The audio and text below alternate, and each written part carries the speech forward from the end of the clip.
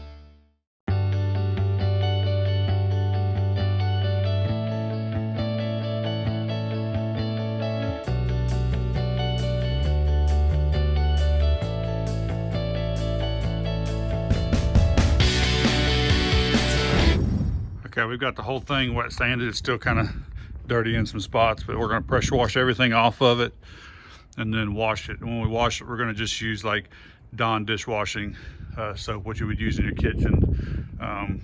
Got a grease fighting agent in it, and it doesn't have any wax. So a lot of your car wash stuff has some carnauba in it and stuff like that we do not want on this. So we'll go ahead and pressure wash this, get it cleaned up, wash it, and let it dry down.